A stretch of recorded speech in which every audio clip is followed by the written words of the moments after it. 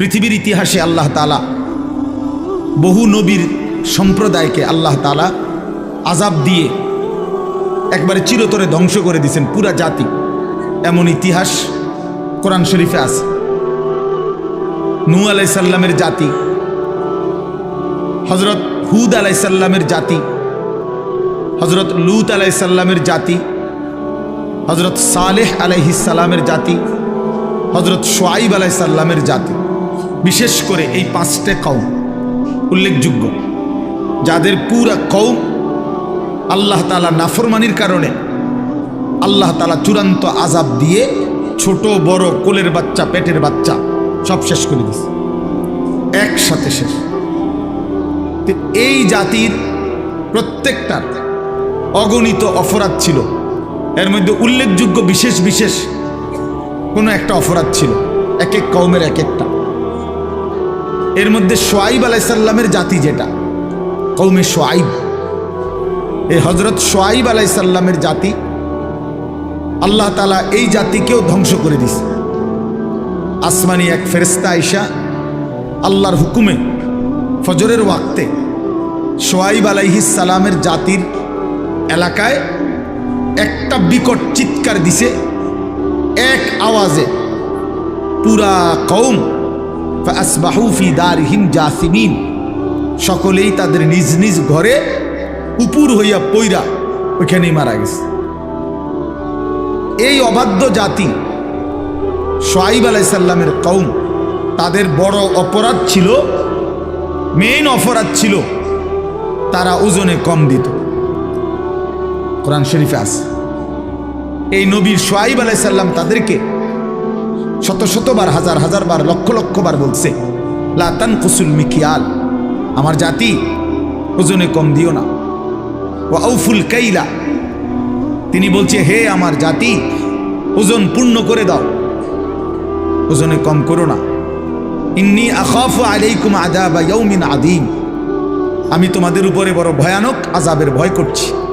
তোমরা যেভাবে মানুষকে ঠকাচ্ছ, ও চিরেই তোমাদের উপরে বড় সড়ো আযাব আসবে। এই কথা কোরআনে আছে, উনি বারবার বলছে, কিন্তু নাফরমান জাতি পাত্তা দেয় না।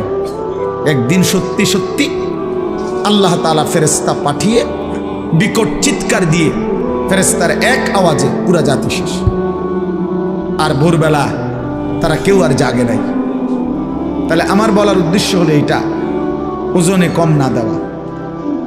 অসংখ্য ব্যবসায়ী এই তার পণ্যের মধ্যে ওজনের মধ্যে কম দেয়, ঠকায়। এটা একটা নিকৃষ্ট পাপ, জুলুম। এই ব্যক্তির জন্য জাহান্নাম। আল্লাহ নবী সাল্লাল্লাহু আলাইহি ওয়াসাল্লাম বলছেন, আত-তাজিরুস সাদুকুল আমিন মা'আন নাবিয়্যিন ওয়াস সিদ্দিকিন ওয়াস শুহাদা ওয়াস সালিহিন। যেই ব্যবসায়ীর মধ্যে দুইটা গুণ আছে, এক নাম্বার সাদুক, যে সব অবস্থায় সত্য বলে, সিনা অসিনা সবার সামনে।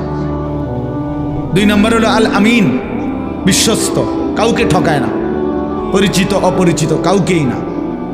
তা আল্লাহ নবী সাল্লাল্লাহু আলাইহি সাল্লাম বলেন, এই দুই গুণের অধিকারী, সর্বদাই সত্য বলে, সর্বদাই বিশ্বস্ত, এই দুই গুণ যেই ব্যবসায়ীর মধ্যে থাকবে, আল্লাহ তাআলা তাকে নবী, সিদ্দিক, শহীদ, আউলিয়াদের সাথে হাসরের ময়দানে উঠাবে,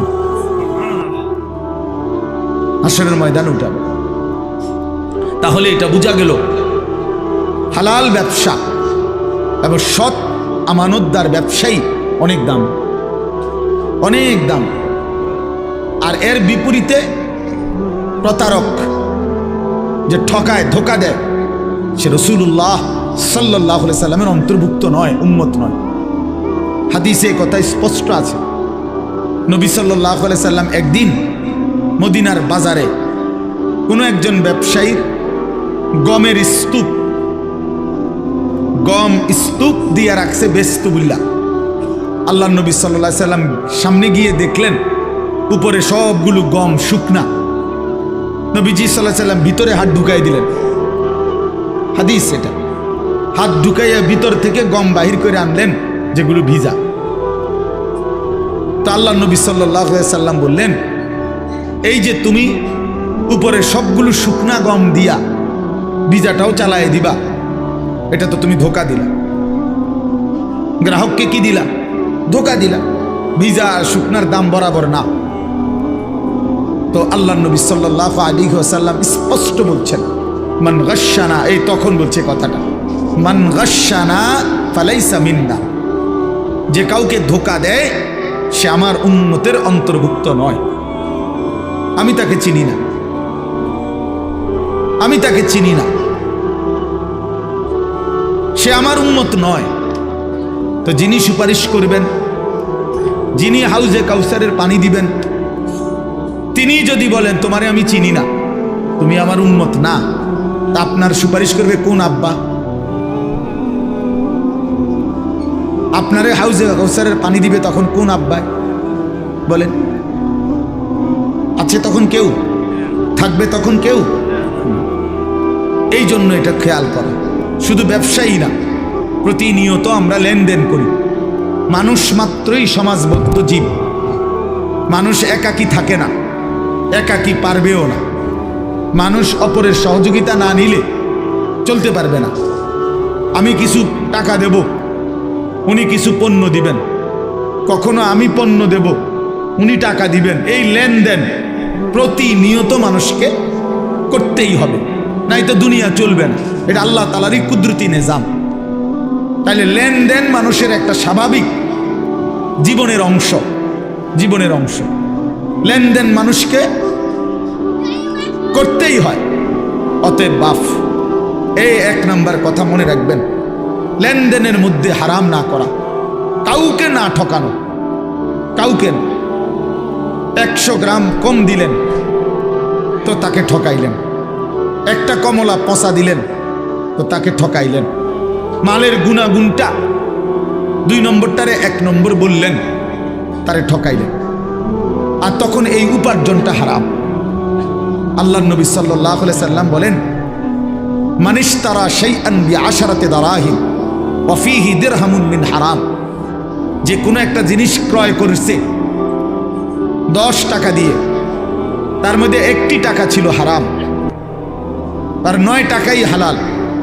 আল্লাহ নবী সাল্লাল্লাহু আলাইহি ওয়াসাল্লাম বলেন, আল্লাহ তাআলা ওই জিনিসটি যতক্ষণ পর্যন্ত তার কাছে থাকবে, তার কোনো ওয়াক্তের ফরজ কিংবা নফল, দান কিংবা সাদাকা আল্লাহর দরবারে কবুল হবে না। সরাসরি হাদিস। এজন্য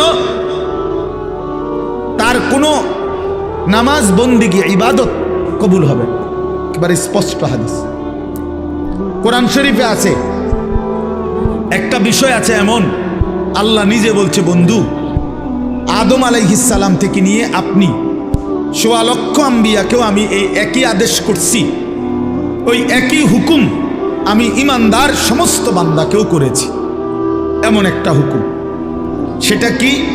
সেটা হলো হালাল খাও এবং নেক আমল করো। এই কথাইটা যে আগে উপার্জন হালাল, আগে বক্ষণ খাবার হালাল খাও, অতঃপর আল্লাহর ইবাদত করো, এই কথাইটা হুবহু আল্লাহ 1.25 লক্ষ নবীকেও বলছেন এবং সমস্ত ইমানদার উম্মতকেও বলছেন। কথা বুঝছেননি আমার? তাহলে এই মুশতারাক হুকুম সমস্ত নবীর জন্য যেই হুকুম, রাসূলুল্লাহ সাল্লাল্লাহু আলাইহি সাল্লাম বলেন, ইন্নাল্লাহ তাআলা আমারাল মুমিনিনা কামা আমারা বিহিল মুরসালিন। আল্লাহ তাআলা রাসূলদেরকে যেই হুকুম করেছেন, হুবহু এই হুকুম ইমানদারদেরকেও করেছেন।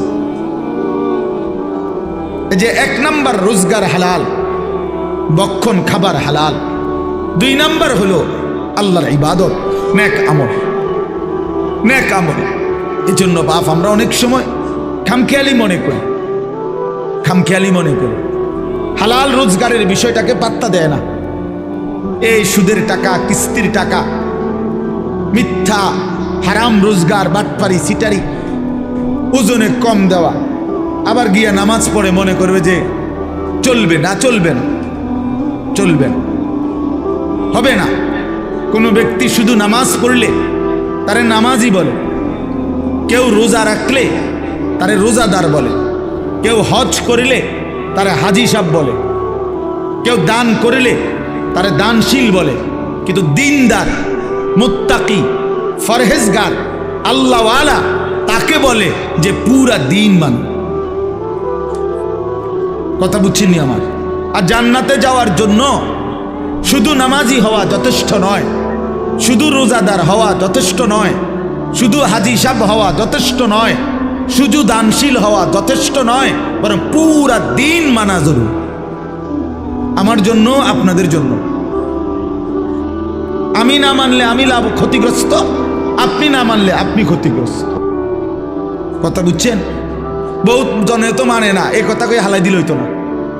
বহুত হুজুরেও তো মানে না, না মানুক।